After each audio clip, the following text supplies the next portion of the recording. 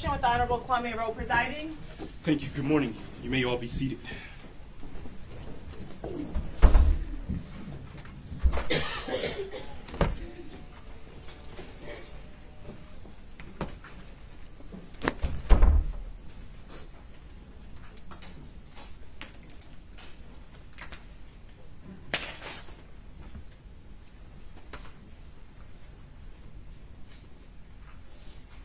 Your Honor, calling People v. Ethan Crumley, case number 2022-279-506-FC. Thank you. Good morning, counsel. Appearances for the record. Karen McDonald on behalf of the people of the state of Michigan. Thank you. Mark Case on behalf of the people. Your Honor, David Williams on behalf of the people. Paulette Michelle Lofton on behalf of Mr. Ethan Crumley, who's standing to my left. Amy Hack on behalf of Ethan Crumley. Good morning, Your Honor. Deborah H. McKelvey, court-appointed lawyer, guardian ad litem for Ethan Crumley. Thank you. With that being said, you may all be seated. Before we get started, there are a few things that I need to state for the record. It's my understanding that there will be at least 2 minor witnesses testifying in this case. I will note that to the media that's in the courtroom, when the minor witnesses are testifying, you are not to video record or photograph their faces. I will allow you to have the audio recording of their testimony, but you shall not video their faces or photo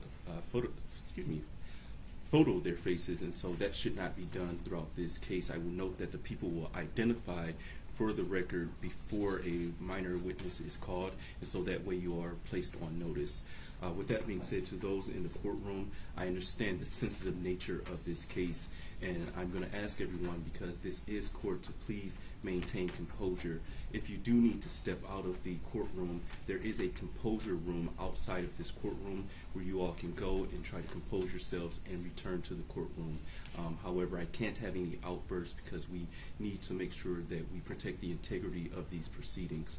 And so I will ask you, if you need to take some time, please feel free to take some time in the composure room and then return to the courtroom if need be.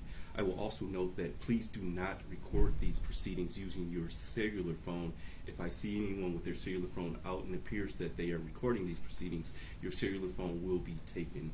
With that being said, people, any preliminary issues or statements that we need to address? Thank you, Judge, and I appreciate the opportunity to have a conference in the court's chambers. One thing that we did not discuss, we're asking the court to take judicial notice of the prior placement hearings and any court hearings that occurred for the pendency in this case up until today as well. Thank you. The court will take judicial notice of such. Thank you, Judge. We do have prepared a exhibit binder for defense as well as the court. In speaking with defense in chambers, it's our understanding that the exhibits will be admitted, so I'll make a general statement of admissibility for exhibits 1 through 62. And as the court stated, I will notify the court prior to extremely sensitive information and photos, images being broadcast on the screen in the presentation of our case. That way we will ask the court to request the media not to film or broadcast those images in any way, Judge. Thank you. With that being said, defense, any preliminary issues or statements? Yes, Your Honor, that is correct. We also have an exhibit binder for the court when the court is ready. We would be admitting defendants' exhibits A through W. Thank you. Are those also stipulated? They are. Yes, Judge. Thank you. With that being said, people's, and you stipulate to people's 1 through 62? Yes, Your Honor, I would just ask the court to note my previous objections that were filed in a motion and the court ruled on them. Thank you. The court notes your previous objection. The people's exhibits 1 through 62 are hereby admitted as evidence. Defense exhibits A through W are hereby admitted as evidence. With that being said, any other preliminary issues from defense? Your Honor, I know that this is very different from a trial, but we are asking the court to consider allowing Mr. Crumley to be taken out of all of the chains and handcuffs. Thank you. Respectfully, I'm going to have him still in the chains because this is considered an evidentiary hearing, and so this is not a trial, and so he will remain in chains. However, he can have one hand that's unhandcuffed so he can take any notes or communicate with counsel. Perfect. Would the court like me to approach with the exhibit binder? I Yes. don't know if you already have the I will take binders from both the people as well as defense. Thank you, Judge. Thank you. Thank you. That being said, any other preliminary issues from defense? Your Honor, I plan on using the PowerPoint, the TV in my opening. So I know we tested it yesterday. We should be good, but I may just need a moment once it turns to my turn. Thank you. Thank you. With that being said, people, do you wish to present an opening statement? We do, Your Honor. Thank you. You may. Your Honor, my name is Karen McDonald and I represent the people of the state of Michigan. The hearing today is the most important legal proceeding in the lives of nearly everyone in this courtroom. It is incredibly important for the defendant. His life is at stake.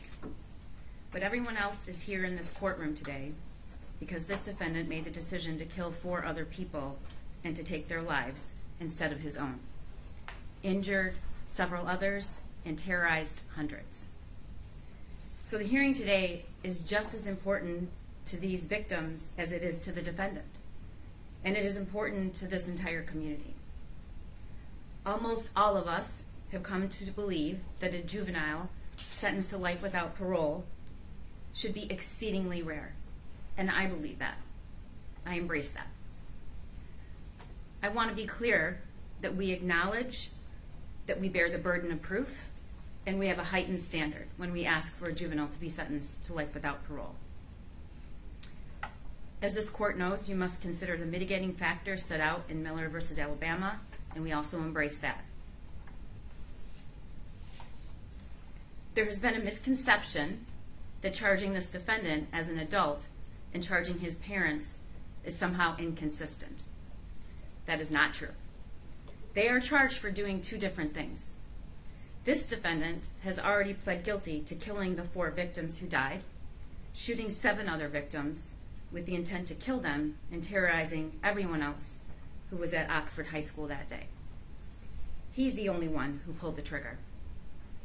The parents are charged with involuntary manslaughter for their gross negligence in buying the obviously troubled son a gun, for not securing it safely, and then for not doing anything about it when they saw the defendant's drawings on the day of the shooting. They are not charged for being bad parents, and no one is saying they pulled the trigger. What we're saying is they had an obligation to the students who died, and their gross negligence resulted in those students' deaths.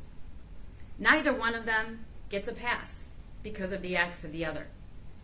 The defendant does not get a pass because his parents were grossly negligent. He is the one who researched and planned and carried out the shooting. And they don't get a pass because they gave their son a gun that he used, knowing he was a danger to use it. Each of them is only being held accountable for their own actions.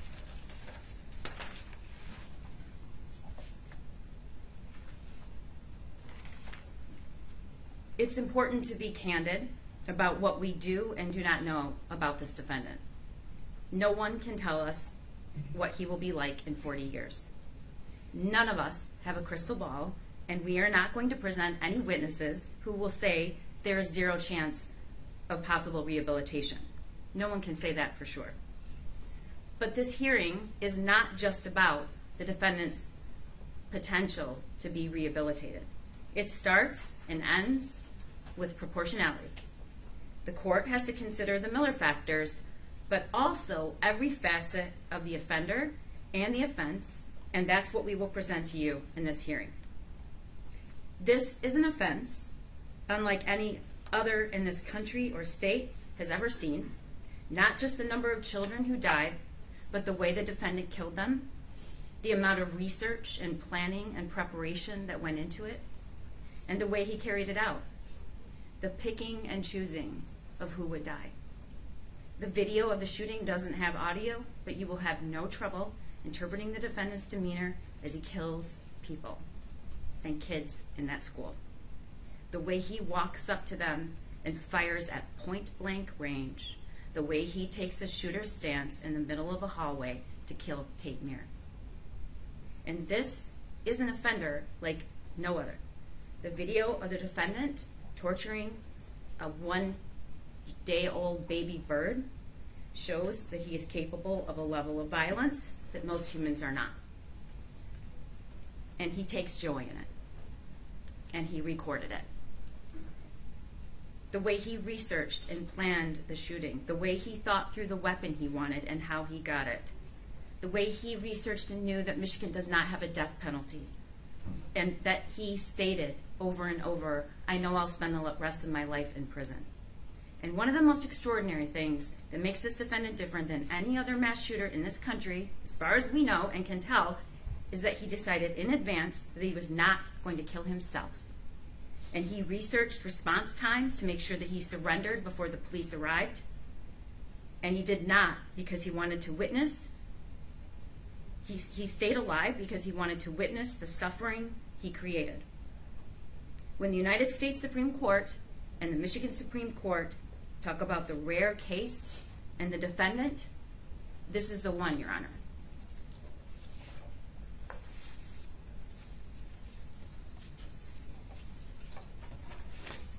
Finally, we seek to present this evidence to the court in the most respectful way we can to the hundreds of victims in this case, the parents who lost their children that day, and those that are here with scars and bullet holes in their bodies. Your Honor, there is only one way to do that. It is painful and gut-wrenching, but the way to honor victims is the very same thing, Your Honor, that is essential to this court making its decision on whether or not this sentence of life without parole is proportional. Your Honor, this is it. We must tell the truth. Our witnesses must tell the truth, and they must tell all of it. We must have the courage and strength to listen and view the facts despite how horrifying it may seem. That is what we are called upon to do, and it is the only way to do so with the utmost respect that these victims deserve. Thank you. Thank you. Defense? Your Honor, if I just have one moment to Yes. ensure that my Absolutely.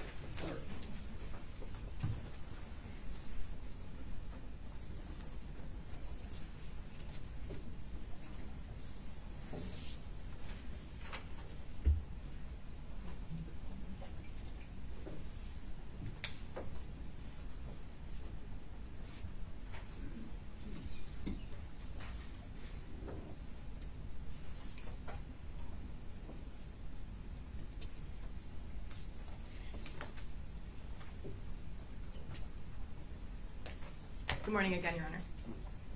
I want to first go over the law that we must use during this hearing. We're here today because of the case of Miller versus Alabama. That's a U.S. Supreme Court case from 2012.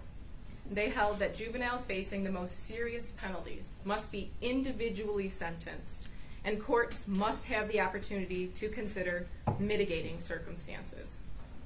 Those are chronological age, family and home environment, circumstances of the crimes, not the facts, but the circumstances, incompetencies associated with youth, and the possibility of rehabilitation. We also look to Montgomery versus Louisiana, a U.S. Supreme Court case of 2016. A lifetime in prison is a disproportionate sentence for all but the rarest of children, reserved for those whose crimes reflect irreparable corruption.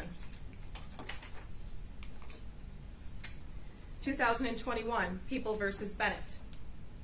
They state that nearly every situation a sentencing court is asked to weigh in on the appropriateness of a life without parole sentence will involve heinous and oftentimes abhorrent details. The fact that a vile offense occurred is not by itself enough to warrant the imposition of life without parole. A court must undertake a searching inquiry into the particular juvenile, as well as the particular offense, and determine whether this is the truly rare juvenile for whom life without parole is constitutionally proportionate.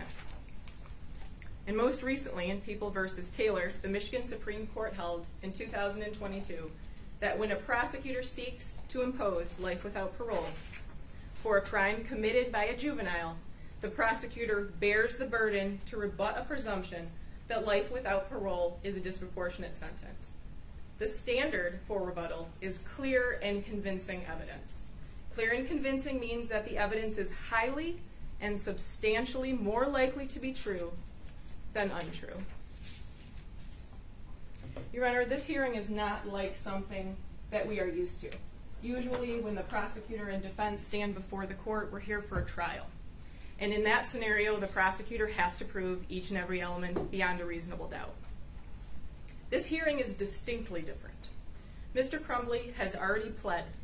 He raised his right hand. He told this court that he was guilty of committing all 24 counts against him. We are here today because the people filed a motion for life without parole following that plea. We must move away from the trial mentality and into a sentencing phase. The facts of this case are difficult, they're unpleasant, unnecessary. The images that you will be shown are not something you are ever likely to forget. But through the evidence, through the witnesses and our experts, we believe that the court will agree that the people are not able to meet their burden in rebutting the presumption against a life without parole sentence. The experts and witnesses that will come before you will not give you an excuse for Ethan's actions. They will give you an explanation as to how Ethan ended up with a weapon in his hand on November 30th of 2021. As Jillian Peterson, a nationally recognized expert on the psychology of school shooters, concluded when called by the people at a Daubert hearing in the case of Jennifer and James Crumbley, there's a common misconception by the public that mass shooters are evil monsters who simply snap and commit a shooting one day. At the end of this hearing, we will be asking for the imposition of a term of years, because it will be clear to you that 15-year-old Ethan Crumbley is not one of those rare juveniles that is irreparably corrupt and without the ability to be rehabilitated. Thank you very much. Thank you. People, you may call your first witness. Thank you, Judge. People call Lieutenant Tim Willis. We have a PowerPoint presentation, if I may. Absolutely. Absolutely. Detective, if you could, please approach the witness stand. You're then going to stand in the witness box, face my clerk to be sworn, sir.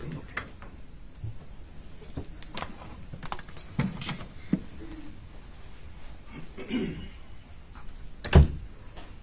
Please raise your hand. Under penalty of perjury, do you swear or affirm that the statements you're about to make to this court will be the whole truth? Yes. Thank you, Ms. Epstein. Sir, if you could, please state your full name for the record and spell your last name. Timothy Willis, W-I-L-L-I-S. Thank you. People, your witness. Thank you, Judge.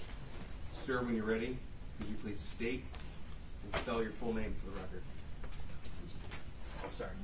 Excellent, thank you. Sir, I first want to ask you how you're employed. I'm a lieutenant with the Oakland County Sheriff's Office. Okay, how long have you been a police officer? Over 27 years. What's your current assignment? I'm a lieutenant in the a detective lieutenant in the Investigative Forensic Services Division. Okay. And sir, can you tell me, please, what your general job duties are? So I oversee, excuse me, I oversee our computer crimes unit, our warrants division, our fugitive apprehension team, and our special investigations unit. Now, you've been a lieutenant since 2016, is that right? That's correct. Sir, I want to direct your attention right to November the 30th, 2021. Do you remember that day? I do. Were you working on November the 30th? I was. Do you recall where you were when you were notified of the shooting in Oxford High School? I was in actually at the prosecutor's office discussing another case. Tell me, please, about what time were you notified? I think it was about, the day was kind of crazy, but I believe it was around 1 o'clock. And when you received the notification, what did you do? I left the prosecutor's office, immediately made a phone call to try to confirm the information. I got confirmation immediately. I then got into my detective, which is just a Chevy Traverse with just some lights on it, and proceeded directly to the Oxford High School. When you say proceeded, can you tell me about that drive, please? It's a little, honestly, it's a little blurry. I don't recall all of it. I do remember the route I took, and I remember going up M24, and it was chaos. There were cars, police cars, emergency vehicles, and personal vehicles, all flying to that scene, which was kind of shocking to me. I mean, I typically expect cars with lights on it to do that, but once I realized, or I actually followed a civilian car to the scene, and I realized it was an off-duty officer that came from home. Was he looking for his child? Yeah.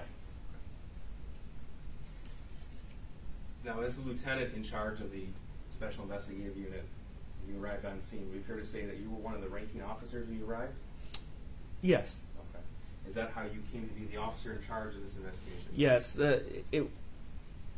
It's understood at the sheriff's office that major crime scenes will be handled usually by the Special Investigations Unit, and the fact that I was the lieutenant of it, it was how I became the OIC in that case. Now, can you tell us, please, what does it mean to be OIC, or officer in charge? So the officer in charge of the investigation, basically, especially with one this size, hands out assignments, follow-up detective work, be it interviews with witnesses, collection of evidence, or determining what evidence needs to be taken and analyzed forensically or otherwise. We also work with putting together reports, reviewing all the reports, talking with the prosecutor's office, and help assist in determining charges. So, for lack of a better term, you were running the show as far as the investigation was concerned? Yes, sir. Have you ever seen anything like this? Not even closer. Now, there was a massive amount of evidence in this case. Now, is it fair to say that you reviewed all of that evidence, at least in a supervisory role? Yes, sir. Okay. And as part of your duties as lieutenant in your division, you also supervise the computer crimes unit. Would that be right? That's correct. Okay. So what do the computer crimes unit detectives do? So they handle any electronic evidence that we may take as a course of an investigation, and then they forensically analyze it, meaning to hook it up to their systems, to obtain images, pictures, videos, recordings, texts, a lot of different ways to get into either computers, phones, or tablets. Okay. And now, you're aware that the defendant's cell phone was seized when he was arrested on November the 30th? Yes, sir. Okay. And it was the computer crimes unit that conducted that forensic analysis? Correct. Okay. So when we received our presentation today, when we refer to evidence found in the defendant's phone to be computer crimes unit who actually did the physical extraction? Yes, sir. And sir, I want to take you right to the scene, November the 30th. If you could please tell us the names of those who were killed.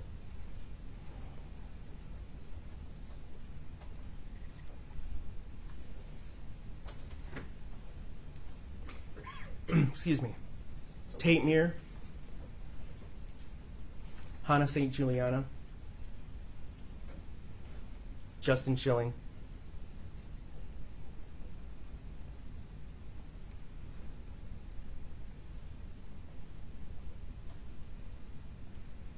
I'm sorry.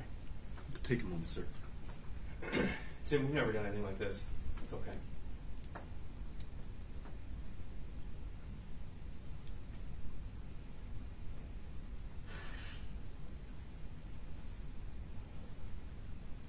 Madison Baldwin. Thank you. I'm so sorry.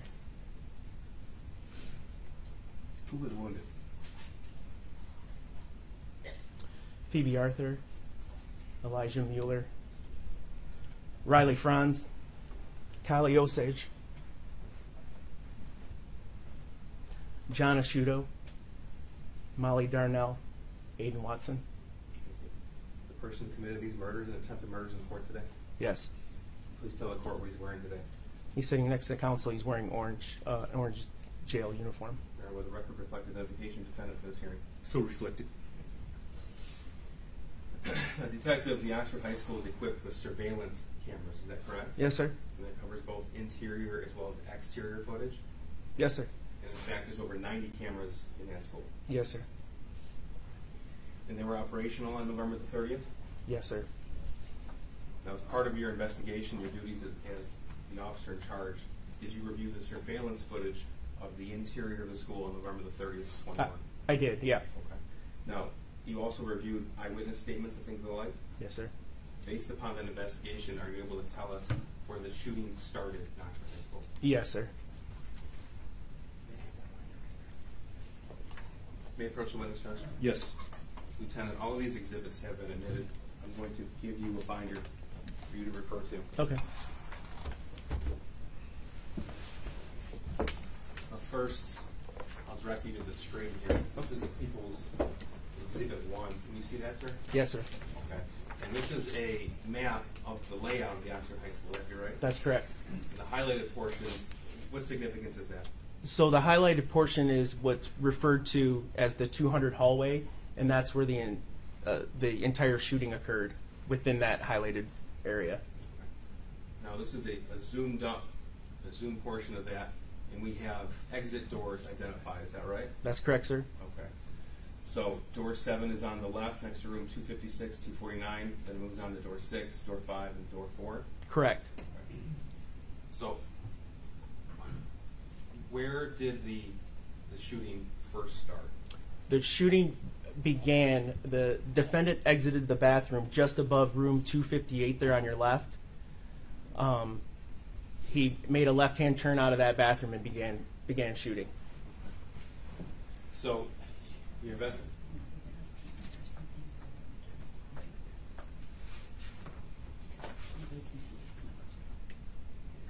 Are you able to see this now? I can. It's 258 right here.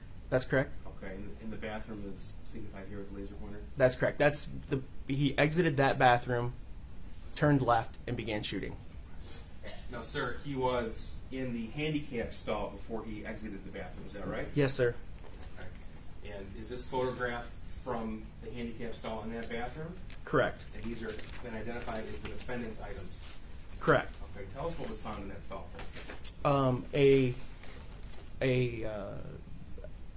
Miscellaneous homework papers or work papers from school, a hardbound journal, leather journal, some wires from, power cords from computers and things of that nature. Did you examine those papers found in the backpack? Yeah, the assignments, yes. Okay. Tell us what of note, if anything, was discovered on those pieces of paper. I believe there was 93 pieces of paper somewhere in that area, over 90, and on those over 90 pages, there was over 50 images of guns drawn. Now, there's no evidence that any teacher or administrator saw those particular pieces of paper. Is that right? No evidence, no. Okay. And you said there was a handwritten journal? Yes, sir. Okay, that's People's Exhibit 3. That's been admitted. Have you read that entire journal? I have. Now, if the journal were to be photocopied, how many pages would it be as far as the actual written portions? 22. Okay. And out of those 22, the first written page has a drawing of a rocket, am I right? And a quote from a book? Yes, sir. Okay. Now, the remaining 21 pages with actual content, can you tell me how many of those 21 pages refer to the school shooting? Every single one of them. Were you able to identify that journal as being written by the defendant? Yes, sir. How's that? Several reasons. It was found amongst his items there. His name was written throughout it. Later we'll see another assignment where we've seen his handwriting on, and that matched the handwriting in the journal. It also references events that occurred at the school with the deer head weeks prior, the bird head prior, the fact that his father purchased a Caltech. So you're able to tell from the overall context of the passages that it was in fact the defendant's and he did in fact write it. Yes. I'm going to refer to portions of his journal, and feel free if you have written notes in front of you to refer to it. Okay. Yes, sir. We're going to start with page 22 of Exhibit 3. Looking at the screen, sir, can you tell us please what the defendant wrote? Yes. He wrote, excuse me, I want to shoot up the fucking school so badly. Soon I'm going to buy a 9mm pistol. Now, further down on page 22, can you please tell us what the defendant wrote? Yes. Ready and the 9mm ready. Then I walk behind any girl, pretty in parentheses, and shoot them in the back of the head. I will then shoot anyone I see, aiming for the head, until I have to reload. I will then find a full class. Lieutenant, the defendant indicated he wanted to aim for the head and then turn the firearm onto classrooms. Yes, sir. First, I'm going to refer you to Exhibits 4, 5, and 6, those are the autopsy protocols of the murdered children. Sir, you reviewed these? I have. Okay. Now, out of the 4 murdered children, how many were shot in the head? Of the 3 of those individuals were shot in the head, is that right? That's right, yes. And then out of the 7 wounded, an additional 3 were shot in the upper extremities, neck, face, or head area, is that right? Correct. Now, he also wrote in the passage about wanting to turn the firearm into the classroom. Did you find evidence in the school that the defendant actually did that? Yes, sir, we did. I'm going to refer you to Exhibit 8 on the screen. What is this photograph of? So our forensic lab who processed the scene, that is a rod that indicates the direction of travel from a fired round. So as you can see, that fired round went through that the little steel barrier outside the door, 247. And this is classroom 244. What are we looking at here? A similar thing, but this time it went through the glass. And this is classroom, or this is office 224, and this is Miss Molly Darnell's. Is that right? That's correct, sir. And there's 3 rods through that door, indicating 3 rounds penetrated that door. And this is classroom 223. What are we looking at here? Yeah, that appears to be a round that didn't penetrate all the way through the door, but was obviously shot at. And then 220, what do we have down here?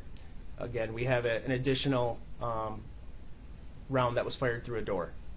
And finally, classroom 215. Yeah, we have 3 more rounds fired into the glass partition outside of in the classroom, I should say. Now, Lieutenant, it's true that each of these 6 classrooms were occupied by children hiding at that point in time. Is that correct? Yes. Now, I'm going to refer back to page 22 of the defendant's journal. Please tell the court what the defendant wrote. I will continue shooting people until police breach the building. I will then surrender to them and plead guilty to life in prison. Baxter, how was the defendant apprehended? He, deputy's arrival, he placed the gun on a garbage can behind him, got on his knees and put his hands straight up in the air. So that was directly after he executed Justin Schilling and Keegan Gregory ran for his life. Would that be right? That is correct. Is there any evidence that the defendant tried to run? Not at all. Did he try to fight? None. So, in fact, he did a complete surrender, like you wrote. Absolutely. Now, at that point, the point he surrendered, was there anybody else left to shoot? No. I mean, at that point, he had, after Keegan Gregory ran out of the bathroom, there was no one left in the bathroom. He came out. The hallways were obviously clear except for law enforcement coming down the hallway, and so there was no more victims for him to. So at the time the defendant opened the bathroom door and placed his gun on top of the trash can, the police were not next to him. In fact, you couldn't see them at that point. That's correct. I'll refer you to page 21 of the defendant's journal. Can you please tell us what the defendant wrote here?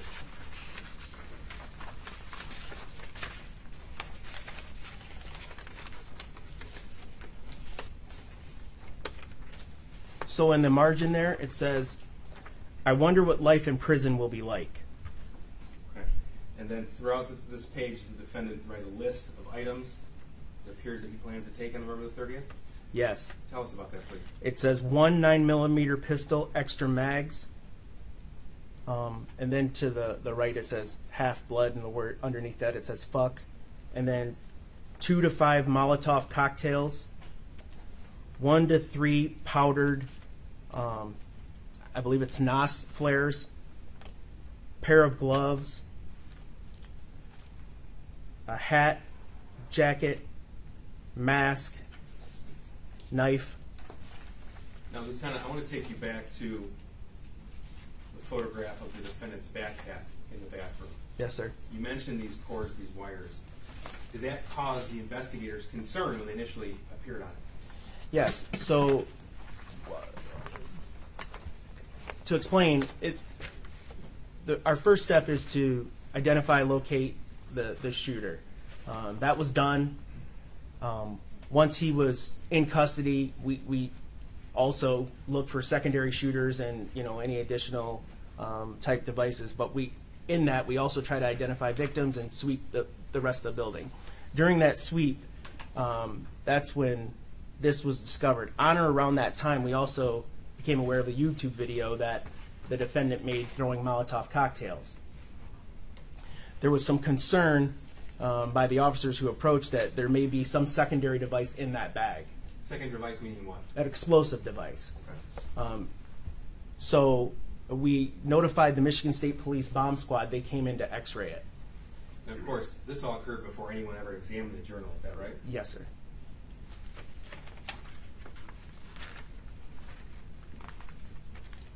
Now, he also wrote about a hat, a jacket, is that right? Yes, sir. In reviewing the video, did you discover the defendant changed his appearance before the shooting? Yes, prior to going in, he has a gray hoodie on, his backpack, no hat. He comes out. It appears that hoodie was just flipped inside out. He dropped his backpack, and he's wearing a black knit cap. Now, page 21, the defendant indicated a date and a time, and then read the passage right underneath that. The date is 11/9/2021 as of 2:13 p.m. I want the world to remember me.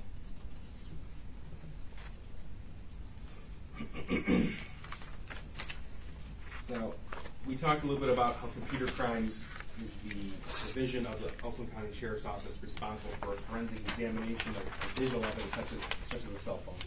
And the defendant's cell phone was seized in search, pursuant to a search warrant. Am I correct? Yes, sir. Okay. Now, understanding that you're not personally a computer or cell phone forensic examiner, you did review the entire extracted download. Is that right? Yes. Now, did you uncover, and your detectives uncover, in the course of reviewing that cell phone extraction, a text message thread between the defendant and another juvenile, who we will not name, and that text message thread in particular was over 20,000 texts in total, is that right? Yes, sir. Okay. And if it were to be printed out, it would be over 5,000 pages. Correct. Okay. Now, first, for the record, Judge and for counsel, we have Exhibit 15, is the copy of the full filed extraction. That's on a portable hard drive. Should either party want to refer to it or the court review it. Thank you. So noted. Thank you, Judge. Now, in the course of this investigation, Lieutenant, were the defendant's parents' phones seized in search as well? Yes. Okay. So we also have Exhibits 16 and 17 for their cell phone extraction should either party or the court need to review that, Judge. Thank you. So noted. Lieutenant, for the record, Exhibit 18 is an isolated portable hard drive of that text message thread that we recovered. It's between the defendant and the other juvenile. Is that correct?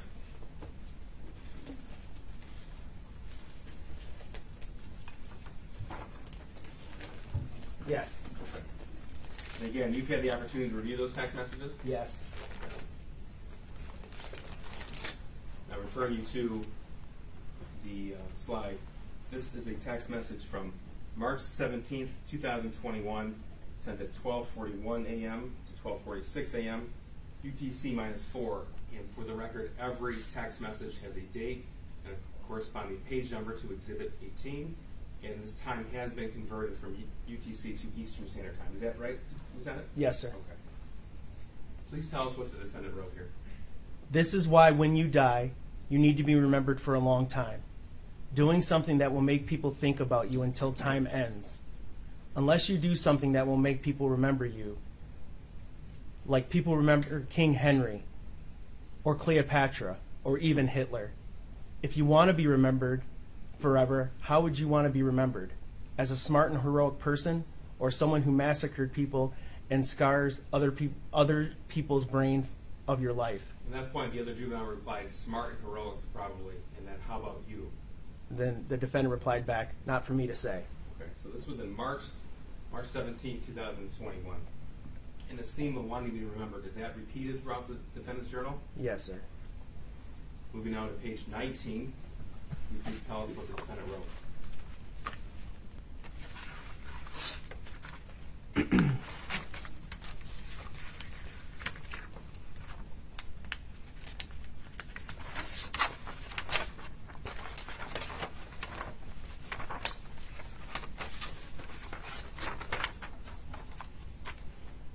Killing myself is too much of a pussy move.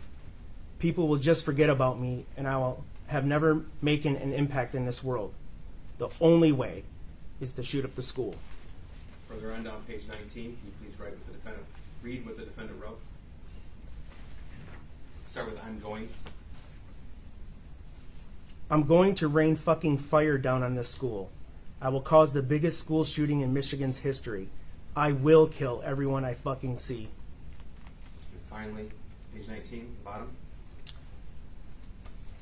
I want to be remembered through all of history. Flip please to page 18 of the defendant's journal. This is the top portion of page 18 of the defendant writes. Could you please read that passage? I just saw a group of girls sitting down in the hallway. If I had my pistol on me, then I would have not hesitated to blow both of their brains out. I would just hope their parents will feel with sadness and distraught. When I shoot up the school, I hope that every parent of kids I gratefully murder will be so sad that they kill themselves. I want all of America to see the darkness in me. I want to impact the world with this.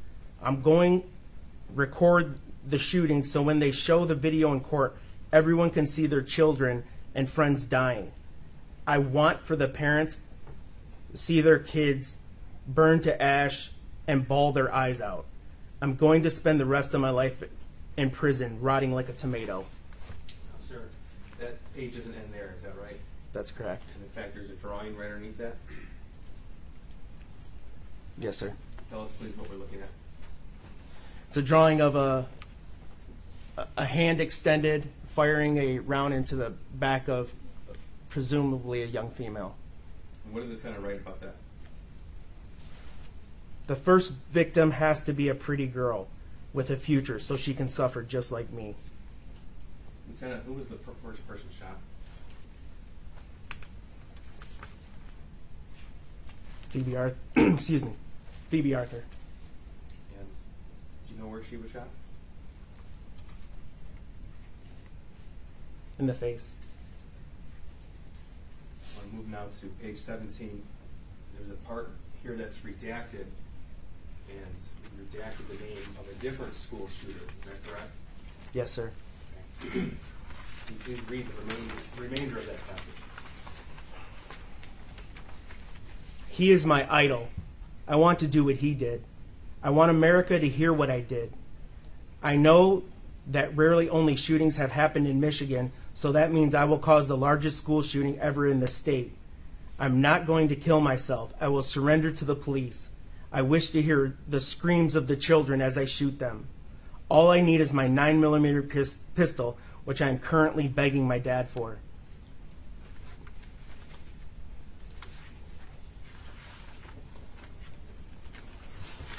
Lieutenant, the defendant actually eventually obtained a 9mm pistol. Yes, sir.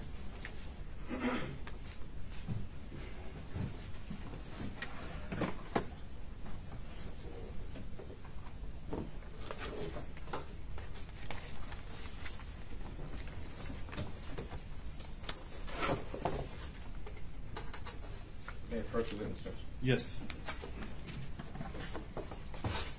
I'm going to hand you,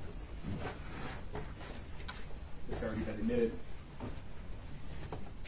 as well as evidence left.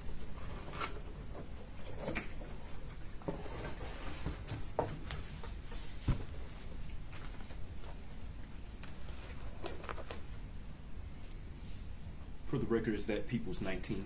That is just, thank you. Thank you.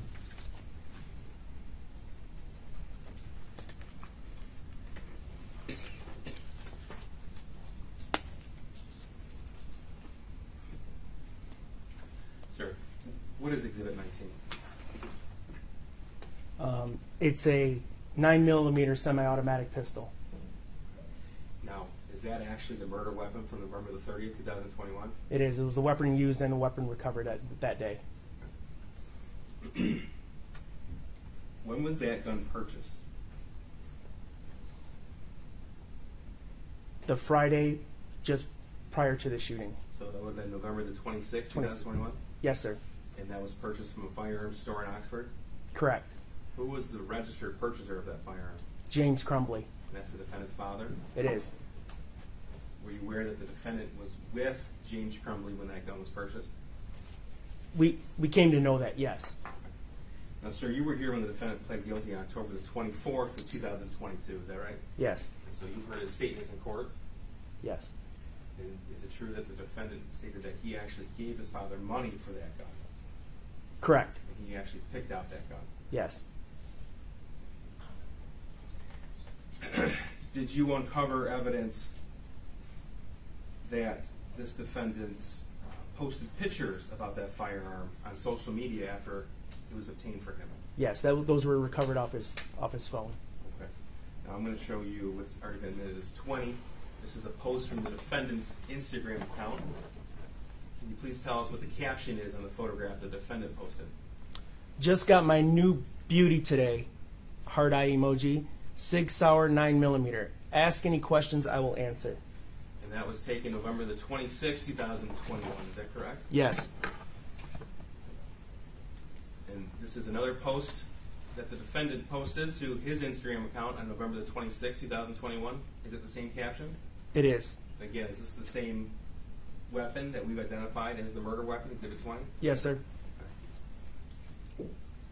Now, this is another Instagram post. The defendant posted that picture November 26, 2021, and same caption on this photograph. Yes.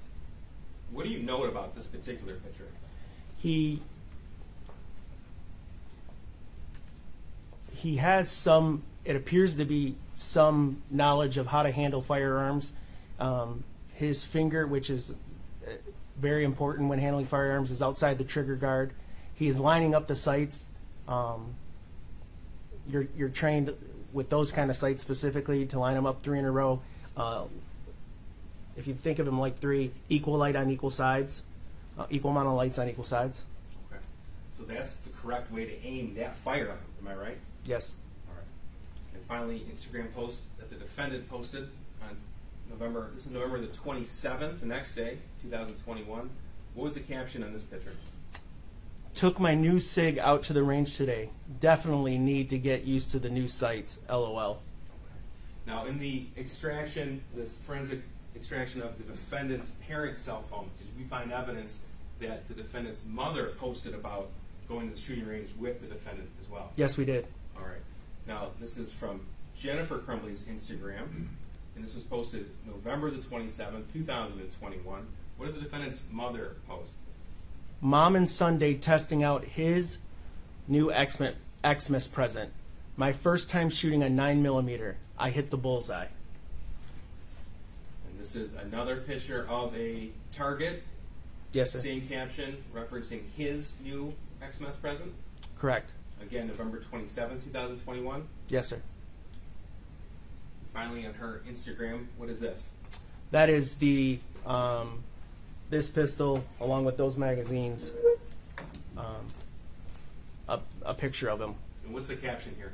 Mom and Sunday testing out his new Xmas present. My first time shooting a 9mm. I hit the bullseye.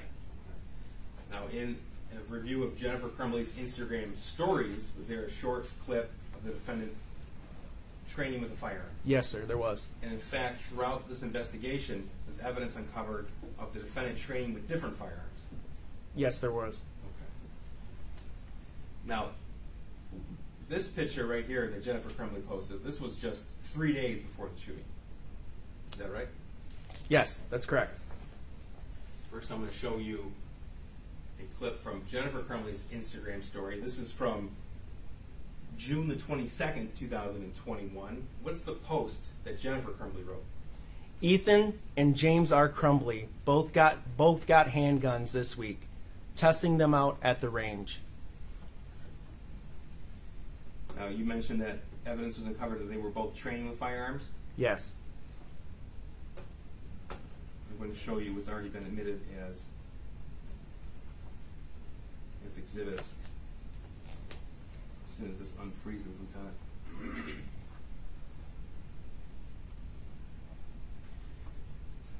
I'm going to show you a video from November the 26th, 2021.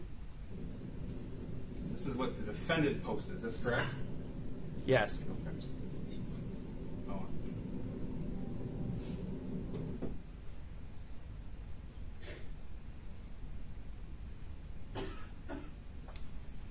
Judge, I believe we have the television, the court's television is frozen.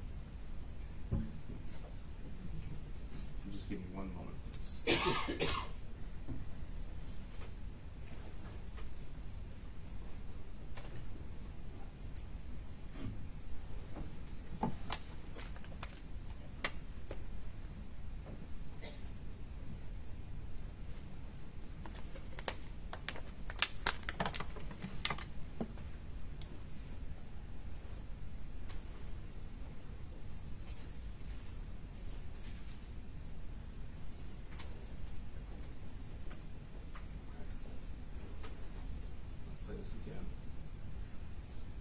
This was posted November the 26th, 2021, and the defendant actually posted this clip. Now, before I play the clip, what are we looking at here? I can't make that out. Okay. Well, I'll let it play, then you can tell us. All right. We're looking down the barrel of the gun, the weapon used in the shooting? In the murder. Yes.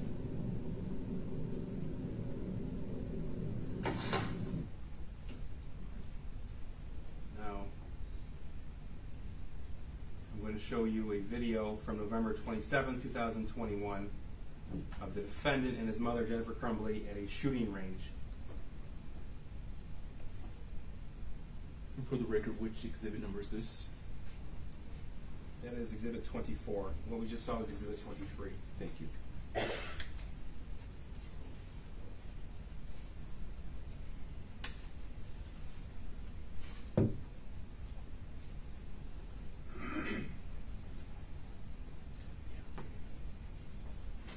So we see the defendant with a gray sweatshirt?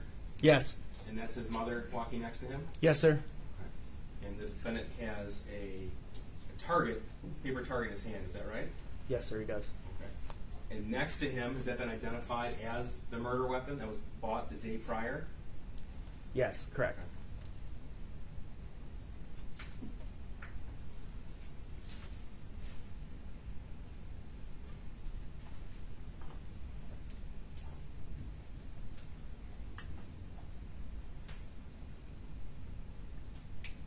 Tell us what he's doing, please. He's inserting the magazine into the, which is also known as the clip, into the pistol and chambering around, basically loading the gun.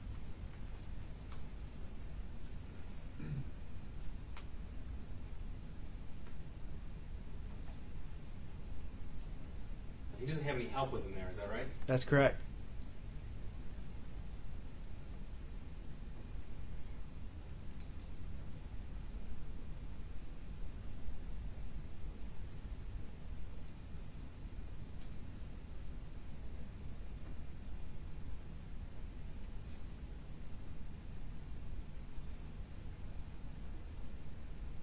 As you watch the defendant shoot this firearm on November the 27th, 2021, tell me what comes to mind. The most interesting thing to me is that obviously this is the first time he just bought this gun, so presumably this is either one of the first times, if not the first time, that he shoots this gun. He understands the basic concepts of shooting.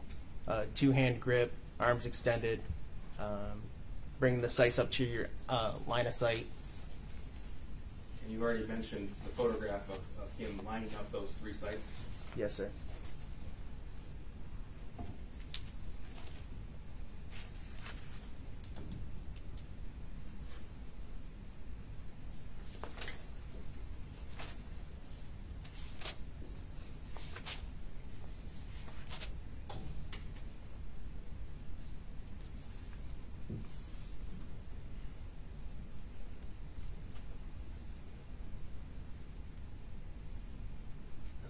retracts his target. Yeah, so the last round, obviously, after it's empty, the slide locks to the rear. He removed the magazine and retracted the target. So what are we seeing right now? Now he is assisting his mother with her turn at shooting the weapon. Now, when you say assisting, is Jennifer Crumbly showing him how to use it, or is the defendant showing Jennifer Crumbly how to use it? Yeah, it's clear. I mean, it's evident by the video that he is teaching her what to do.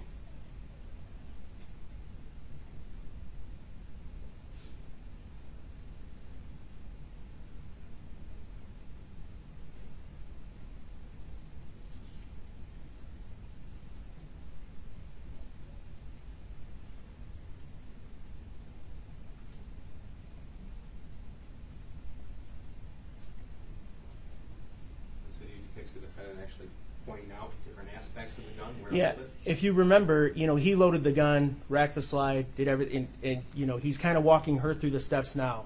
That's called a slide release, what she just hit that moves the gun forward. And now it appears she doesn't know how to properly grip the pistol. Now, comparing shooting stances, who is the more experienced looking shooting stance? Yeah, experience and more confident looking shooting stances, Ethan, for sure. Pardon me, the defendant. At this point in the video, the defendant's mother actually calls the defendant over to retrieve the magazine. Yes. So she sets the gun down when she's done, whereas the defendant, properly unloaded it, left it down. There's multiple times throughout the surveillance video that shows the defendant's mother asking the defendant for help. Yeah, see, here's she's still unsure about how to grip the firearm. She's putting her thumb around her wrist, and he's showing her, no, your thumbs forward. 2 hands on the gun, thumbs forward.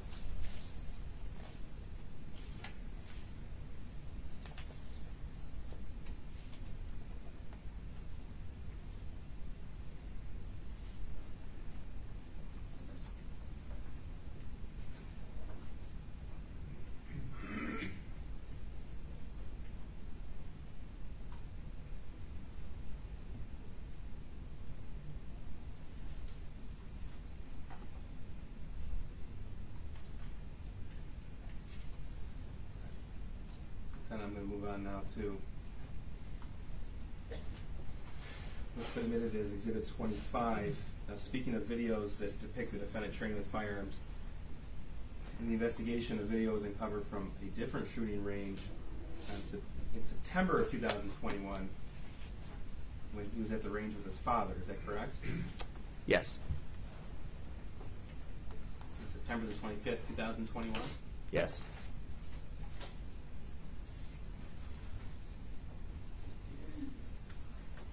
Okay, so who are we looking at on the video right now as I turn it on? That is the defendant in the black hat, gray sweatshirt, and his father, James Crumbly, in the white sweatshirt. So it appears they're moving from different counters, looking at the items. Yes. Now, shooting range, are you able to rent firearms to shoot as well as occasionally purchase firearms? Yes, you can. So at this point, they have a basket and they're moving into the range. Is that correct? Yes.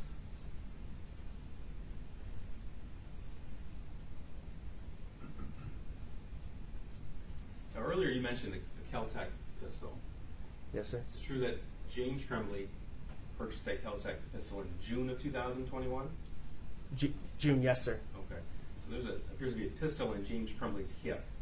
So this is before the 9mm used in the murder was purchased, right? Correct. Okay, so we presume that James Crumbly brought his .22 caliber Kel-Tec semi-automatic pistol to shoot. Yes. And it appears there's a second firearm on the table of the shooting lane. Would that be a firearm that they rented?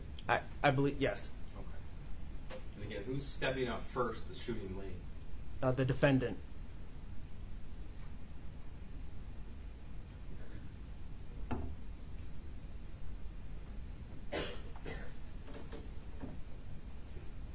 There's nobody showing him how to use that firearm, is that right? Correct.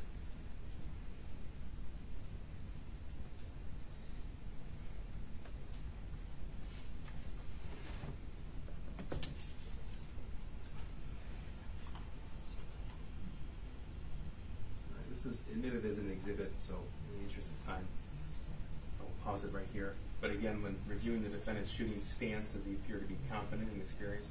Yes, he does.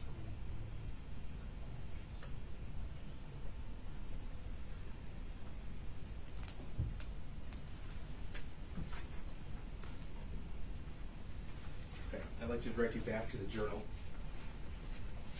Page 16 of the defendant's journal. Please tell us what the defendant wrote. I plan on dumping Jeffrey's head in a bathroom to hope the stench will reek. I hope that people will talk about it for the rest of the day because I want the attention. However, I do not want to be caught, as that will make me getting the 9mm impossible. Okay. Now, I want to ask you the next few questions as you're thinking about the entire context of the journal, the text messages, and the entire investigation. So, the defendant wrote, I plan on dumping Jeffrey's head in a bathroom. Did you uncover, and the investigators uncover, what he was talking about? Yes, there was an incident where a bird head in a jar of fluid was left by the defendant in the same bathroom that he exited the day of the shooting. But it was prior to the shooting. Okay, so if I'm correct in understanding, and this was November the 11th, 2021? Yeah, it's yes, November 11th. Correct, sir. From the context of this passage where he says it would make me getting the 9mm impossible, obviously this is before November the 26th. Yes. Okay. And then you did come to learn that someone at Oxford High School did uncover a decapitated bird head contained in a jar of fluid from the men's bathroom. Yes. The defendant is writing about how he actually did that and what he's talking about. Yes. And this theme is continued on throughout the journal and the text message. Is that correct? Yes, sir. Okay, we'll get into more detail in a little bit.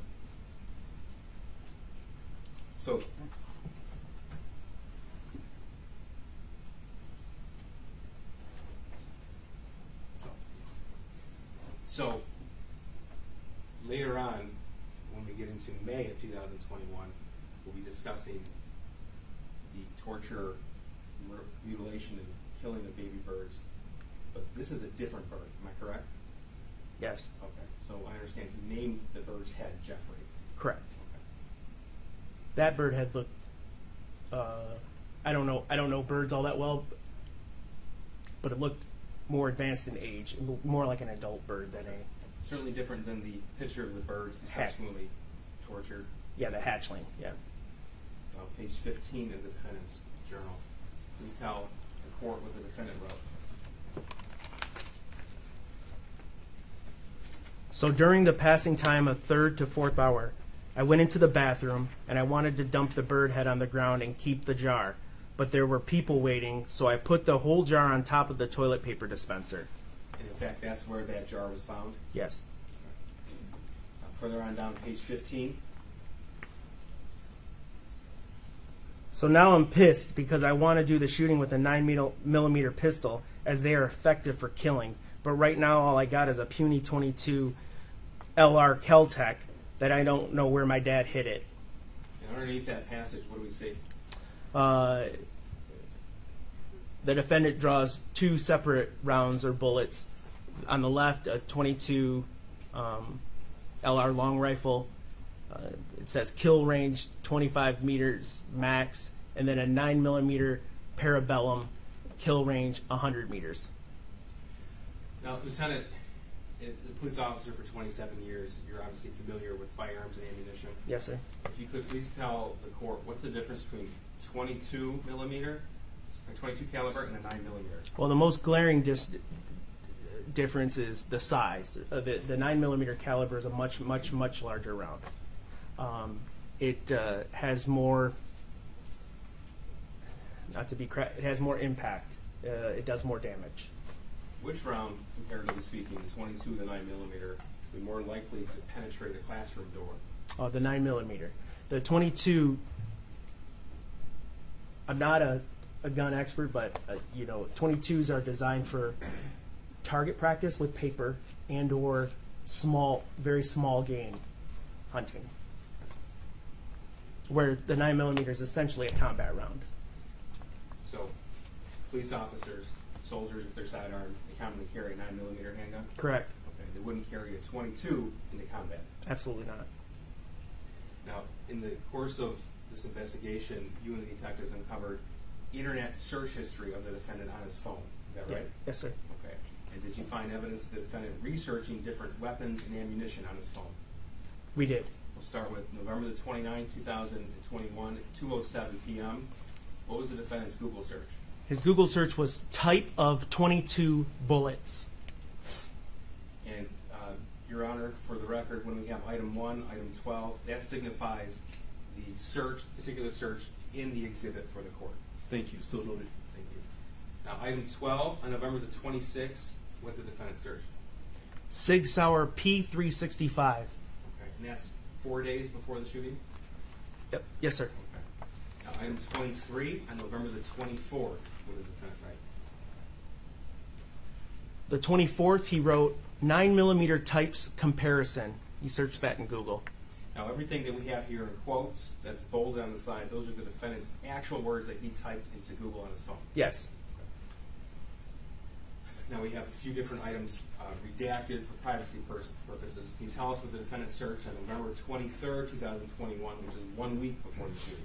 Used firearms, redacted firearms and range. And what about the next search, item 34? He typed in used guns, redacted shooting goods. Now, November the 10th, 2021, 20 days before the shooting, what did the defendant search? What is a Molotov cocktail? Now, moving on to item 62, November the 9th, 2021, which is 21 days before the shooting, what did the defendant write? How deadly is a 9mm pistol? And October the 4th, 2021, item 99, what did the defendant write? How many yards away is a 22 effective? Okay. And when you see in type or text the decimal point and the numbers 22, that signifies a 22 caliber? Yes, sir. Now, in the text message thread, did you find evidence of the defendant's desire to own, possess, and use firearms? Yes, sir. All right. I'm going to direct you to June the 14th, 2021, 5:34 p.m. to 5:47 p.m. Can you please read to us what the defendant wrote? Yes. We went to the store. That place is fucking cool. They close soon, so my dad will go up there and do it tomorrow. My dad even said I could get a revolver if I wanted to, like a snub-nosed one. Yeah, it's just more money. No, I'm not getting both. And that's in reference to a Derringer and a revolver? Yes. Also, for 100 rounds of 22 LR, it's only $15. Sure, what's LR signify? Long rifle. And it's only $40 for 50 rounds of 9mm. Every type of ammo there is, stupid expensive, expect for the 22. My dad said I can get a gun like this if I want to. And then he sent a YouTube link? Yes. Correct.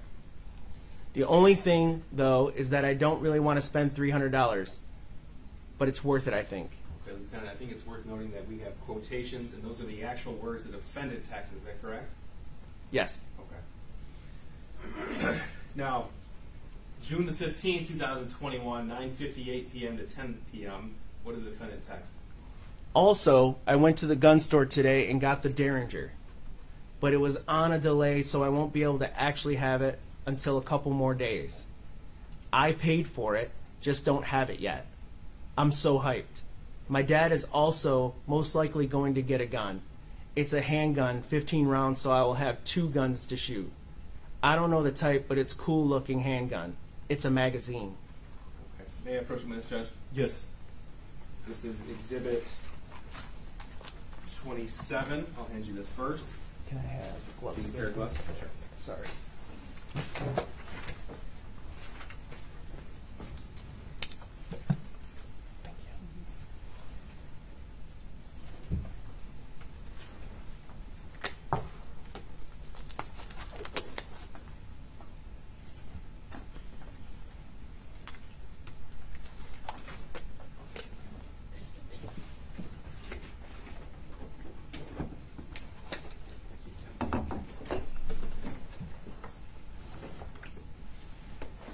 Exhibit 27, right here. Can you please tell me what I've handed you? It is the Derringer pistol reference in the messages. Tell us, please, what is that? So a Derringer is a small firearm, a .22 caliber weapon. This actually has is 2 shots. So after 2 shots, you have to eject the cartridges and reload.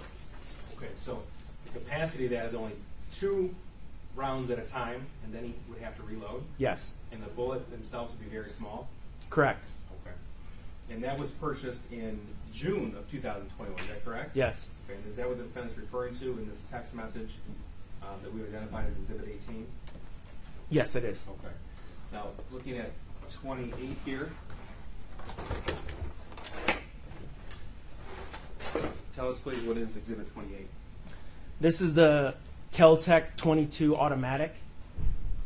Okay, and that was purchased by James Crumley in June of 2021? Yes, Okay, now that's a semi-automatic handgun, it is. but it doesn't have the same sort of power as a 9mm, would that be right? That's correct.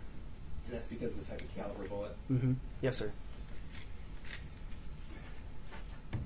Now, I'm going to show you 2 more text messages and then 2 videos. Okay. So moving on to June the 29th of 2021, at 2:42 a.m., what did the defendant text?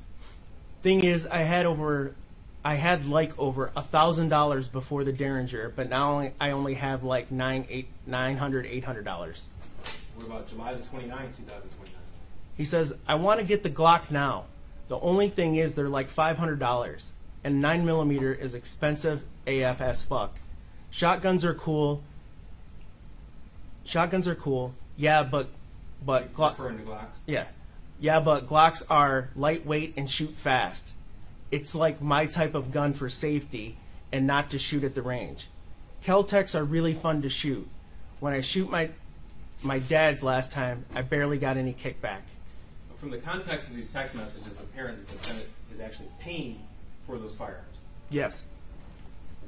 Now, moving to August the 10th, 2021, can you please read what the defendant wrote? I got my Derringer back and some more ammo. What about August the 19th, 2021? He So the posted. defendant sent a video to Yes. his friend? Yes, he did. And then what did the defendant write? Shoot that Sunday. And then August the 20th, this is just after midnight, another video was sent? Correct. And what did the defendant write? My dad left it out, so I thought, why not? LOL. Just kidding. Not just kidding. I know gun safety, so it's no problem. Now it's time to shoot up the school. Devil emoji, and then a series of JKs, which reference just kidding. I'm going to show you those videos I referenced.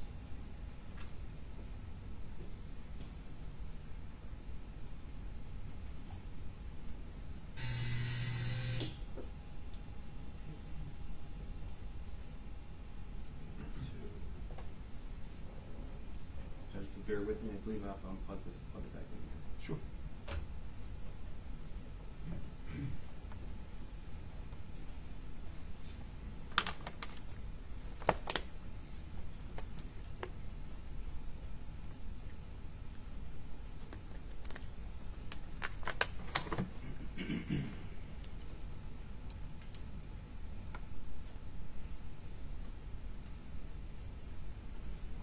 Now this is June, this is Exhibit 29. This was sent in that text message conversation June the 16th, 2021. Yes, sir. This appears to be the defendant's hand with the Derringer in his hand. Yes. What's he doing with it? He's dry firing it, meaning Okay. there's no rounds in it. He's just cocking the weapon and pulling the trigger. I'll show you now Exhibit 30. This is from August the 20th, 2021.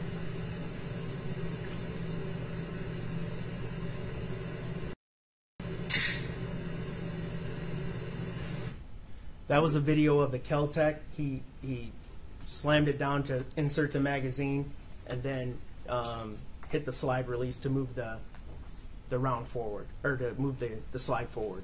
Okay. When we say the Kel-Tec, we're talking about what's been emitted here? Yes. Exhibit 28? Yes. Okay. Lieutenant, now I want to direct your attention to page 14 of the defendant's journal.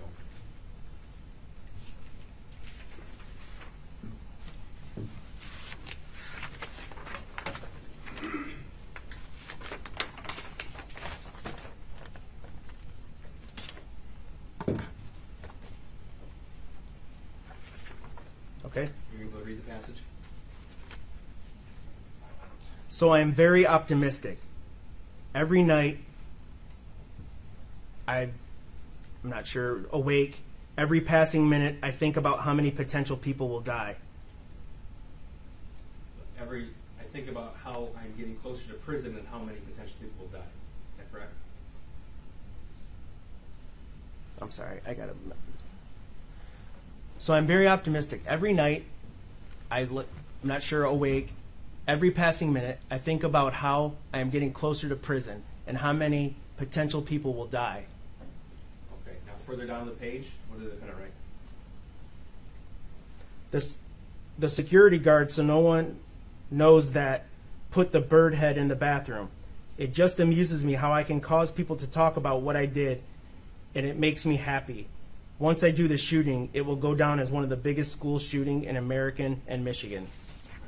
Now, the defendant writing about spending his life in prison, going to prison, is this a theme that you found throughout the journal? Yes, sir. Okay. And did you also uncover, when reviewing the defendant's internet search history, was that theme prevalent there as well? Yes, it was, sir. I will direct you to a few different internet searches found in the defendant's browser history. November 29, 2021. This is 8:45 p.m., which is the night before the shooting. And it's item 5. Can you please read what the defendant wrote? He Google searched, what is the worst prison sentence you can get in Michigan? What about item 9? He wrote, what is a life sentence for a 15-year-old? And that's what he actually searched on his phone in Google? Yes, that's what he entered, correct. And this was 1 week before the shooting. Yes. What about item 11? What is the sentence for a 15 to life? Again, that's 1 week before the shooting. Yes. And moving on to item 12, again 1 week before the shooting. What did the defendant search? He searched, what is the legal age to be sent to prison? And what about item 13, also 1 week before the shooting? Michigan Youth Correctional Facility. Okay, and there actually is, in the state of Michigan Department of Corrections, there's one facility that houses youthful offenders. Is that correct? Yes. Item 15, again 1 week before the shooting. What did the defendant search? What prisons are there in Michigan? Moving on to item 16. Has anyone ever been executed in Michigan? He searched that 1 week before the shooting. Yes, he did. Item 17. What states have the death penalty? Again, a week before the shooting. And Yep. what about Yes, item sir. 19? It's redacted, and what part is redacted here? The name of another school shooter. Of a different convicted school shooter from another state? Yes, sir. Okay. What did he search regarding that individual? Is redacted, sentenced to death. Now, what about item 22 that he searched 1 week before the shooting? He searched, what is the maximum death penalty? Okay. And November the 6th, 2021, this is 24 days before the shooting. What did the defendant search? Is Michigan a death penalty state? Now, I'm going to refer you back to the journal on page 11. Tell me when you're ready to read that passage.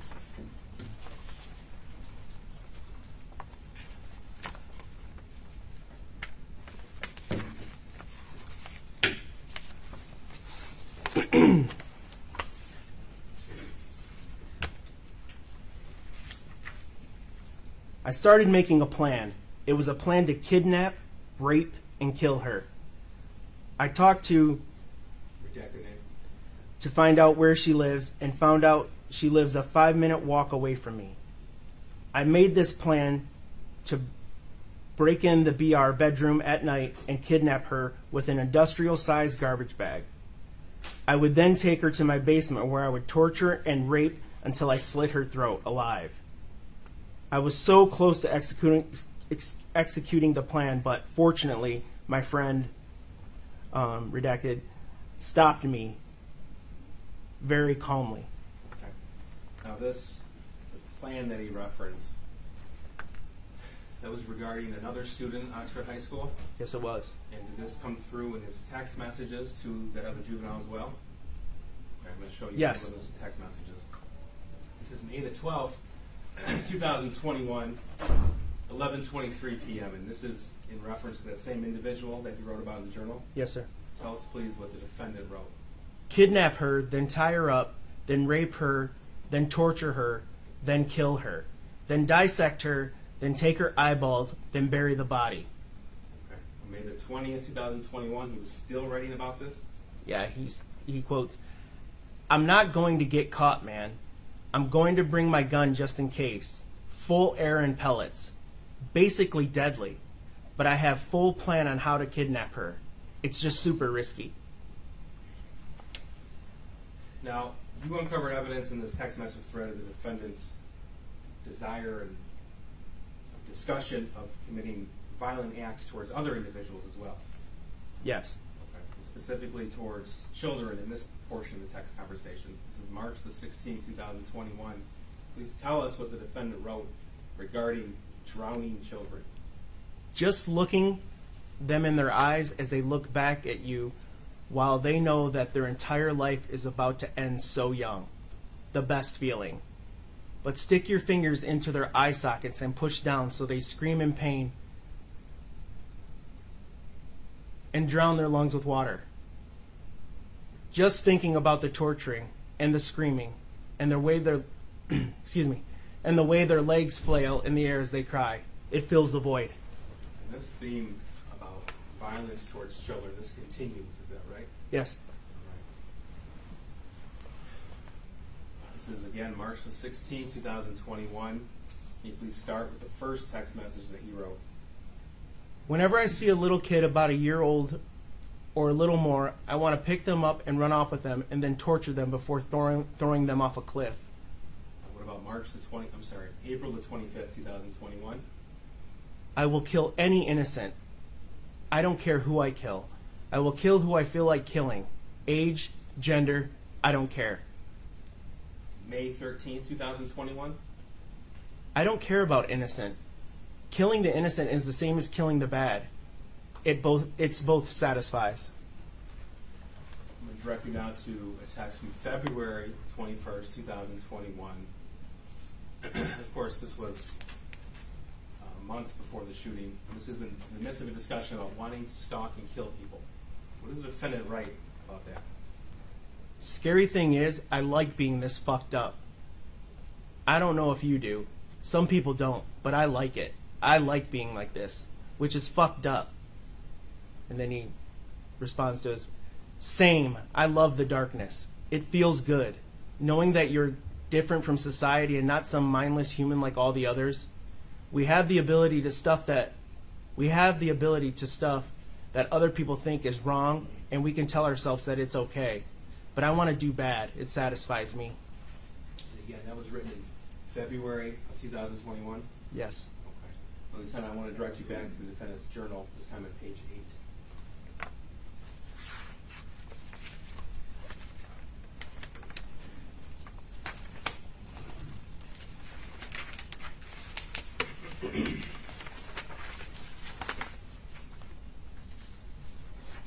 Starting with Last. Can you please read that?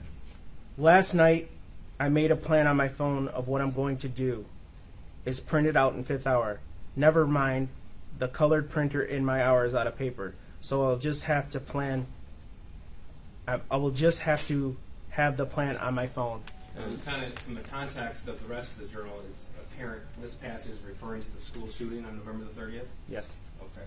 So, was evidence found on the defendant's phone that he downloaded a map of Oxford High School? Yes, sir, there was. And then was evidence uncovered that with that map, he actually modified it and marked that map up on his phone? Yes. Okay, I'm going to direct you to the screen here. And this picture, this was found on the defendant's phone. Is that right? That's correct. Okay. And so we have certain portions here with different colors. Yep. We have Yes. blue markings on the exterior of the school. We have a purple circle. We have black lines. Can you tell us, first of all, what do these blue lines signify? Those denote the exits at the school. Okay. Now, this was actually found as modified on the defendant's phone, meaning that he's the one who actually put those drawings on there. Yes, sir. Okay. And what about this purple circle here? Does that signify anything? It denotes the area where the murders began. Okay. And again, he put the severed bird head that he called Jeffrey. He put that bird head in this bathroom right here, adjacent to room 258. Yes. Okay. And that's the same bathroom that he exited before he began the shooting. Yes, sir. And that's contained within that purple circle there. Yes, sir. Okay. Now, sir, the evidence showed that this occurred, this download and this modification occurred November the 10th, 2021. Is that right? That's correct. Okay. Now, I want to direct you to the defendant's internet search history at that time. So, specifically, the first text here, November 10th, 2021, he entered into Google Oxford High School layout. Is that right? That's correct. Okay, and that's November 10th at 11:10 p.m.? Yes. Okay. And then based upon the cell phone forensic data, we know that he uncovered a clean copy of this map, but then modified that some minutes later? Yes. Okay. Now, I want to talk about the searches he conducted directly preceding that. So, when he downloaded the Oxford High School map, that was item 19. The search directly before that was item 20 on November the 10th, 2021. And what did he search there? What is the average response time for a shooting? Okay. And directly before that, what did he search?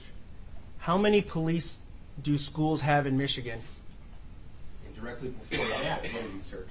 Do school resource officers carry guns? And then finally, right before that, what did he search? What is a school resource officer? Okay. So the order of events is that he started with what is a school resource officer, and then he continued until he obtained and modified this map. Is that right? Yes. Okay. That was a full 20 days before the shooting. Yes, sir. I'm going to move to page 11 of the journal now. Okay,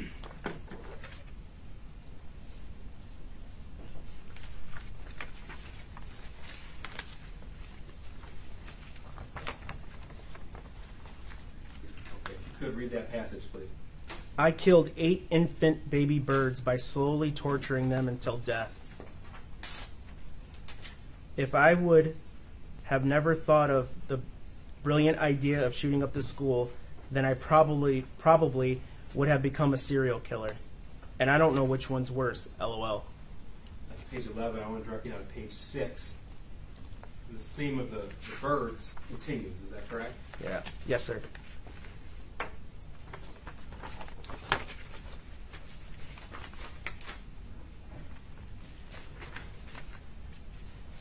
Go ahead. Last time I had my mental breakdown, my parents were out of town. I murdered an entire family of 5 newborn baby birds. I drowned them and burned them alive while we all screamed. I cut one in half and stuck the head of its brother in its stomach. I have completely lost my shit. My grades are falling. My parents hate each other. We have no money. I have zero help for my mental problems, and it's causing me to shoot up the fucking school. He talks about, in that journal, torturing and killing baby birds. Was evidence uncovered that he actually did that? Yes, there was 2 videos found on his phone of where he was torturing baby birds. And then was there also a discussion in that same text message conversation about that? Yes. I'm going to direct you to a text message from April the 17th, 2021. Can you please tell us what the defendant wrote?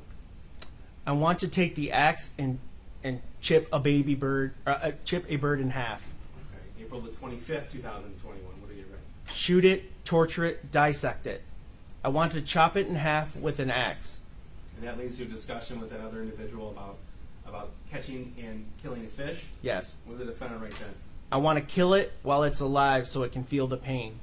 Okay. Now, May the 1st, 2021. What did the defendant write?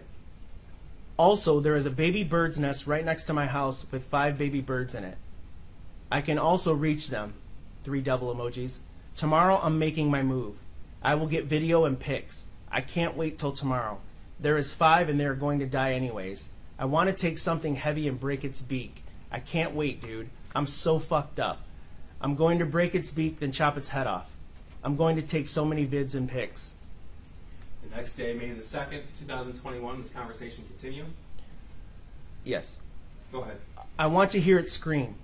The first vid, though, I want to torture it. And it's so young, too. Like it's just born and already going to be killed. It's like 2 days old. I'm going to snap the beak off and then chop its head off. Then take out its heart. Then chop it into pieces. And also take out the brain. Then smash it into little bits. I'm so fucked up I like it. Jeffrey Dahmer got the good idea. Only thing he did wrong was get caught. Also on May the 2nd, 2021 at 4:33 in the afternoon, what did the defendant write? I want to kill another bird so badly. Or baby bird. I can reach into the nest. They're not safe. The next day, May the 3rd, 2021, what did the defendant text? During third hour, all I thought about was ways to torture the bird. I'm going to film this like a documentary. My dad is pulling out of the driveway right now. I'm going to wait a couple minutes, though, just in case he comes back. Okay. You said there were 2 videos uncovered in the defendant's phone? Yes. And then the defendant texted about what he did afterwards? Yes, sir. Okay. May the 3rd, 2021. Very graphic, but go ahead. I'm sorry. I just finished. The vid is too long, so I can't send, but I can send pics right before I throw it out. Pictures were sent. And then you sent pictures of that individual? Yes, sir. Okay, please continue. I cannot wait to show you the vid. It's so fucking disturbing. And as I don't even remember saying half the stuff. Like I talked to the bird like a little child while torturing it. I can't wait to show you, dude.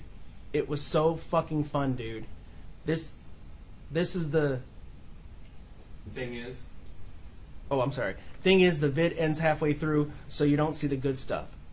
I put a drill in its stomach and skull. I also shot the gun at it a couple times in the stomach and in its head. I also chopped it in half with the axe. I also smashed its head with the hammer at the end of it, and at the end, and its eye bulged out, just like Glenn's. What's Glenn in reference to? The TV show The Walking Dead. Okay, character in that show? Yes. Okay. Continue, please. Like the eyelids came apart, and I could see the bird's eye. There are still 3 birds left. I was originally going to try and stick a toothpick up its ass, but I couldn't find any. God, I can't wait to show you the vid. It's 8 minutes long. Like I couldn't stop laughing my ass off when I rewatched the vid. Lieutenant, you've reviewed the evidence on the defendant's phone. You've reviewed these 2 videos he references. Yes. For the record, Judge, for the court's in-camera review, pursuant to the court's order, those are exhibits 37 to 38. Thank you, so noted. I'm not going to show you any images from the torturing, but I'm going to show one still shot of what the bird looked like prior to the defendant committing these acts. Now, so we understand what we're going to see. This isn't a full-grown bird, am I right? That's correct. Tell me how old it, obviously you're not a scientist, you just study birds, but can you give us an idea of the age of the bird that the defendant tortured? Yes, I mean you'll see it's pretty apparent it's a hatchling or recently born baby bird. Okay, and for the record, this picture is before he began the torturing, is that correct? Yes. Okay, so this is exhibit 36, and it's a still shot from the video that the defendant took, and this is right before he began what he described? Yes. Okay. Now, again, we're not going to play the video, but we do need you to tell us what's in it. Can you please tell us what you saw?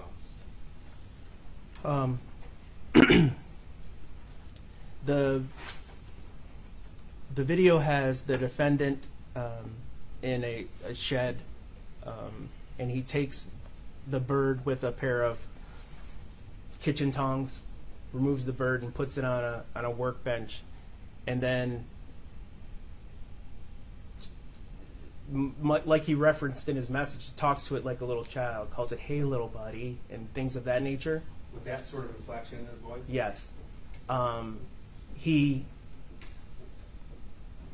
uses initially he grabs a small butane lighter, torch lighter, and lights it on, or burns it twice to watch it squirm. And you can hear the bird squeal, the baby bird squeal and chirp.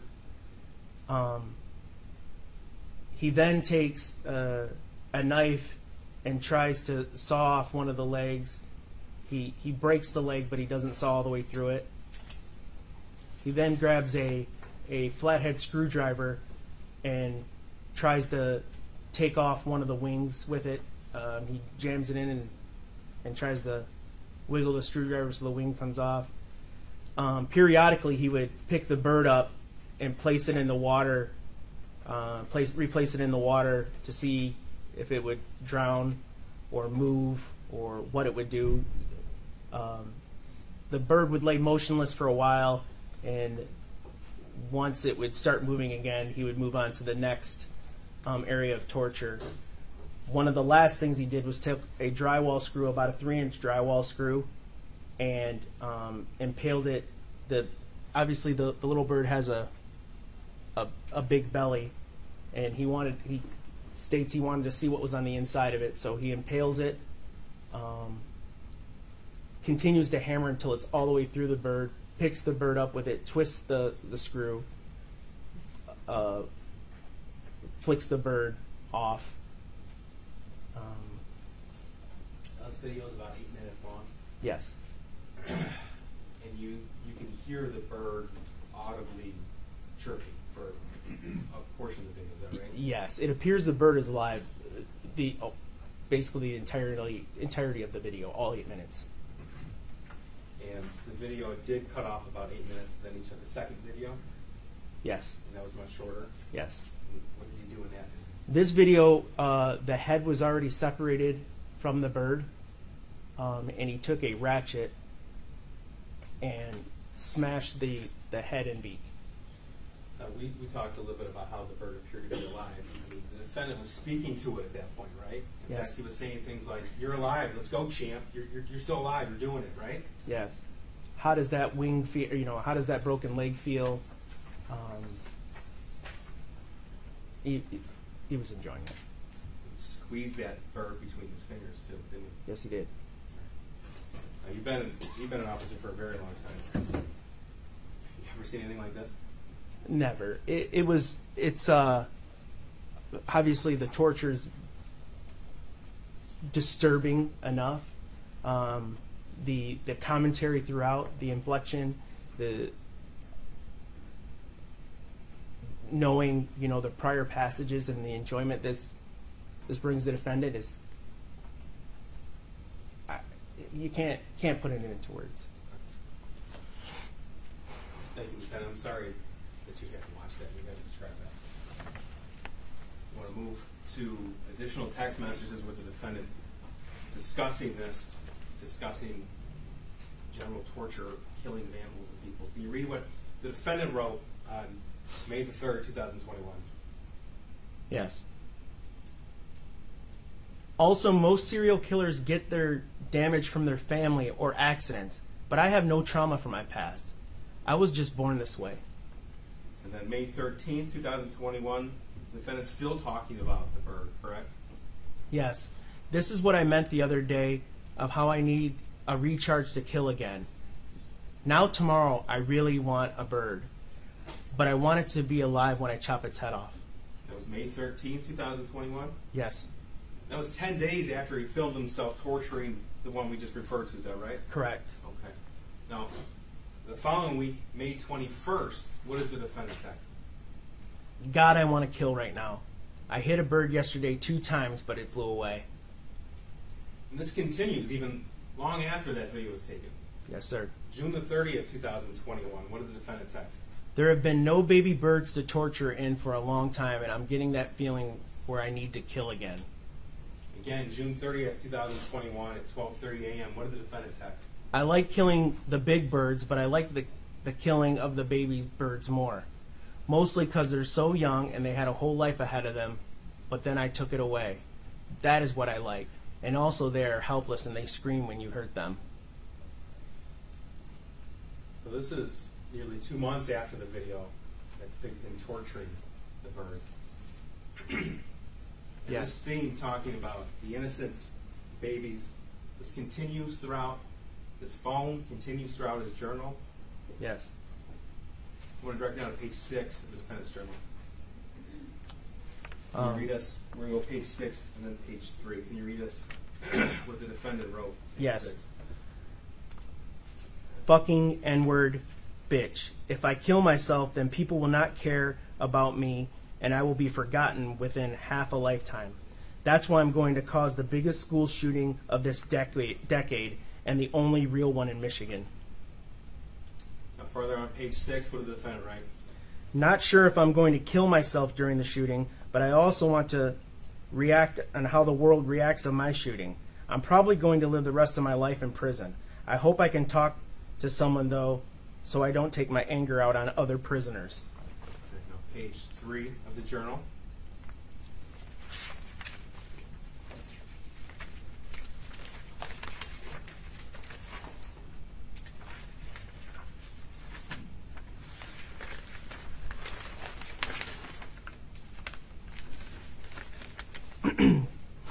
I don't care about my grades no more. I'm about to shoot up the school and spend the rest of my life in prison. Now further on that page. Starting with first. First off, I got my gun. It's a SP 2022 Sig Sauer 9mm. Second, the shooting is tomorrow. I have to access the gun and ammo. I am fully committed to this now, so yeah, I'm going to prison for life, and many people have about 1 day left to live. You wrote, I have access to the gun and ammo. Is that correct? I'm sorry, yes, if I didn't say that. I have access to the gun and ammo. Now, it's apparent from the context of these pages in the journal that we're getting closer in time to November the 30th. Yes. Right? Because he obtained the SP 2022 Sig Sauer 9mm, and that's the actual model number and caliber of the murder weapon, right? Yes, the He one we showed. obtained that. Thank you. And he obtained that on November the 26th of 2021. Yes. Okay.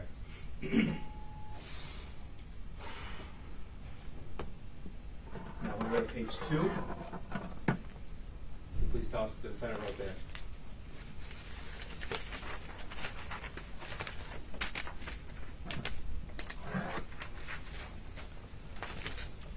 I was just looking up some bullet calibers in ELA and got called down to the office for it. I wasn't even scared. I was almost about to say I'm shooting up the school. Okay, and he actually did get called down to the Oxford High School office on November the 29th, 2021. Is that right? Yes. Okay. ELA, that's a class that he was in that day? English language arts, yes. On November the 29th, the school administrator called Jennifer Crumbly, his mother, and left her a message about the defendant looking up bullets while in class. Is that right? Yes. Now, continue on page 2. Can you please read us what the defendant wrote? This is the last passage I will write. It's currently 29/11/2021, 1:23, exactly 1 day before the shooting. The shooting began at 12:51 p.m. on November the 30th, so he's literally correct exactly 1 day before the shooting. Is that right? Yes. Now, on November the 30th in the morning, you learned that the defendant was called down to the office again. Is that right? Yes.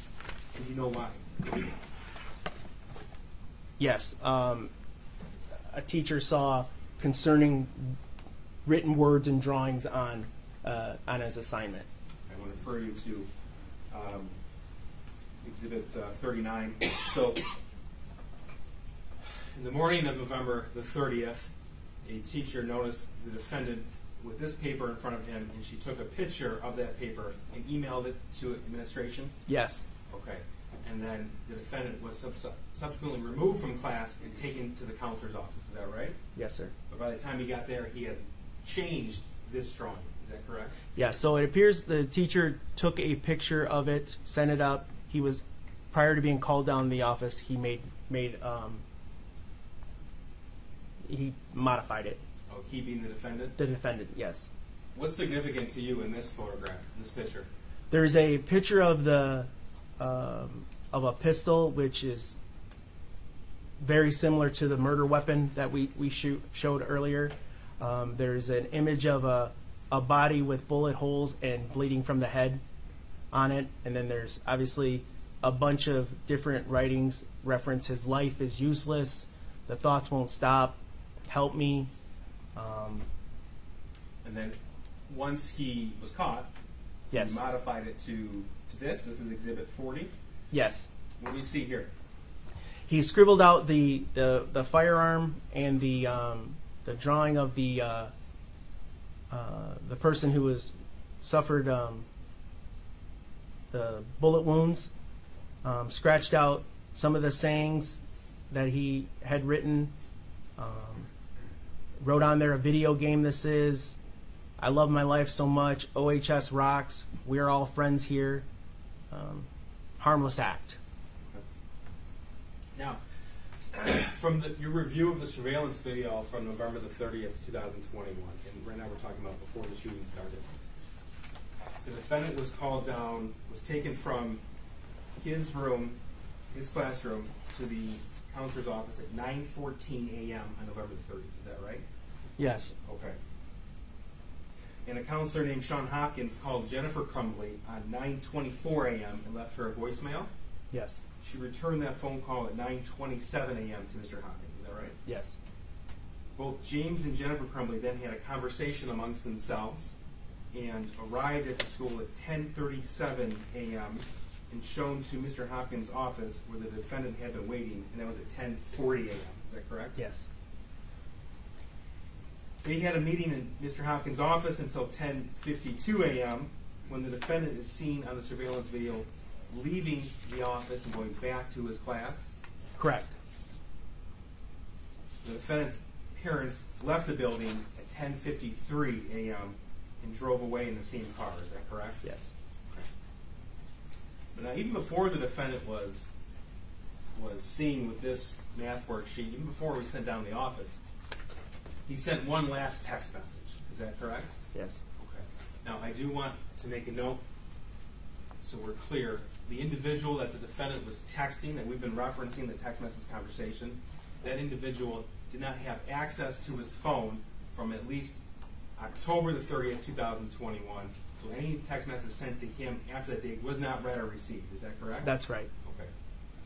So I wanted you to read what the defendant wrote that other juvenile, November 30th, 2021, 8:21 a.m. Hey man, times have gotten rough ever since you left. I don't know if you are dead or you moved away, but I hope you're doing well. I'm about to do something really bad and there is no turning back, so I'll probably never be able to see you again. I hope the best for you, and I'm sorry for anything I've ever done. Okay. And so we know he was removed from class at 9:14 a.m., but he had sent this about an hour before that even happened. Okay. Yes. And in the entire text message conversation that we identified as Exhibit 18, the defendant never tells that other juvenile his plan to shoot up the school. Is that correct? Correct. Okay.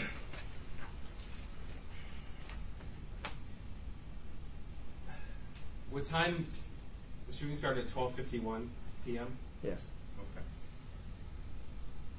Judge, in a minute, I'm going to play the surveillance footage. I'll ask the court to instruct the media not to broadcast any images on this, and I also want to let the victims' families know that in a minute we're going to play that footage. So if anybody would like to step out. Thank you. At this time, this would be the appropriate time to step out if you do not wish to view this video, as well as to those of the media. Please do not broadcast this or photograph this in any way, shape, or form. That being said, people, you may continue. Thank you, sir.